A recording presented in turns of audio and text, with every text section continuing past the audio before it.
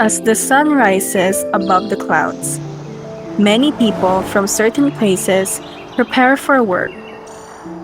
People who leave early only to return home later afternoon or night. Work may be tiring from commutes that take forever. But for many people, it is the center of their lives, that they need to do it for their family and to bring food to the table.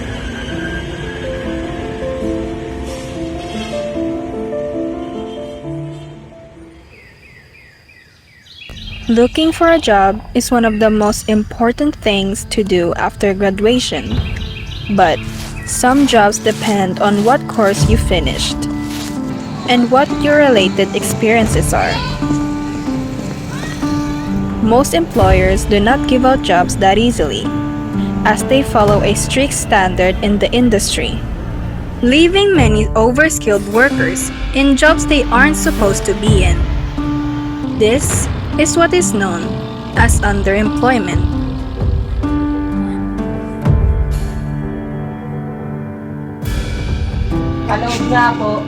We visited Aunt Emmy to interview about her personal experience on underemployment. Ako si Emmy, 44 years old na ako. Nagtapos ako ng business management. So, ano po ang naging trabaho pagkatapos ng pag-aaral? Nag-start ako mag-work sa, isang sales clerk. Yes. After nun, naging receptionist ako sa isang construction firm. Tatlo yung naging job ko bago ako nag-resign. Ang last na trabaho ko is naging branch manager ng isang motorcycle company. Ano po ang trabaho ninyo ngayon? Ngayon, sa bahay na lang ako. Meron akong sariling sari-sari store. Tapos, meron din kaming farm sa province, sa source of income namin. Aside sa work ng husband. Okay. Bakit po kayo nag-resign sa trabaho? Nag-resign ako kasi medyo naging stressful na rin kasi yung trabaho. Yes, Kasi dalawang branch yung hinahawakan ko. Yung sweldo ko is isa lang, pero dalawa yung branch ko. You're here to resign, right? Tapos, nung time na yun kasi mag-school na rin yung anak ko nun. So parang naisip ko, medyo may backup plan naman ako noon. And then, ano po ang mga naranasan ngayon nag-stop po kayo sa trabaho at pinili ang tindahan? Actually, first month parang medyo nababagot din ako. Kasi parang sanay ka na nagtatrabaho for how many years. Ay nag-decide ako noon mag-negosyo. Online selling. Tapos nagkaroon ako ng clients sa province. Nagsusupply ako ng mga damit sa kanya. Ako pa yung kumukuha mismo sa supplier ko. Medyo katagalan, parang napagod na rin ako. Hindi ko na-sustain kasi yung katawan ko bumibigay na dahil sa puyat lagi. After nun, nag-rent kami for bigasan naman. So, ganun din, medyo hindi ko rin na-sustain kasi nagta-travel pa ako nun. Hindi ko na masyadong natututukan yung anak ko. So, maaari niyo po bang ikwento sa amin kung ano po ang inyong mga karanasan sa pagkuha ng trabaho? sa start talaga, so umisa talaga kapag fresh graduate ka, mahirap talaga. Kasi dito sa Pilipinas, nahanapan ka. Kahit fresh graduate ka, hanapan ka ng experience. Tapos ang daming requirements noon na syempre gastos din yun. Then ultimo mga IDs. Hahanapan ka ng IDs. Pagkuha lang sa ID, hahanapan ka rin ng ID. So medyo struggle. So kailangan kapag nag-apply ka ng trabaho, kahit anong trabaho na matino, pasukan para lang magkaroon ka ng experience. Hindi porket graduate ka, may degree ka, degree holder ka, is mamimili ka na agad ng trabaho. Hindi uubra yun.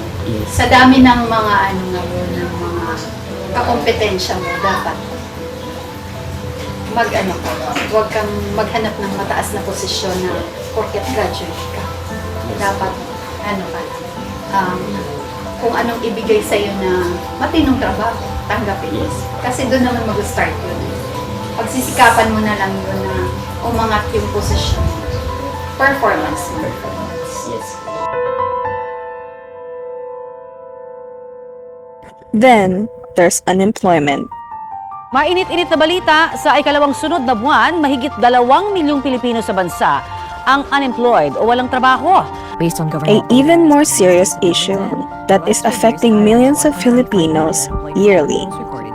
That is caused by multiple factors such as economic recession, stagnation, or social issues such as lack of education, poverty, and more.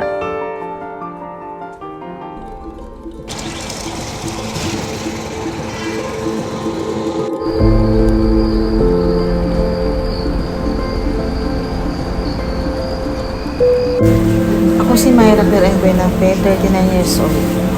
Ano po ang natapos mo? Natapos ko is Hotel Restaurants Management sa Consolacion College.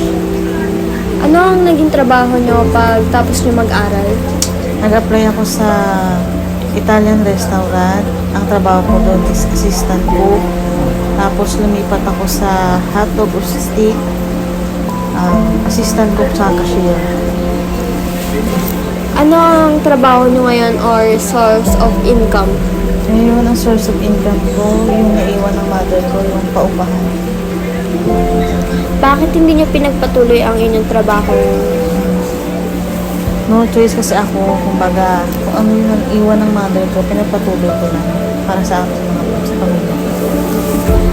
Mahirap bang kumuha ng trabaho sa Pilipinas? Based sa experience ko, yung pagka-graduate ko, apply ako, mas priority ko na yung may experience kung basta ko sa graduate. Pero, tsagaan lang hanggang makatanggap ko sa company.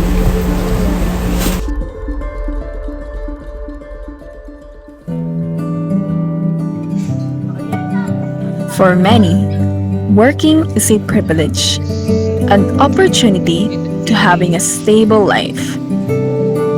But for others, it is also a challenge of their strengths.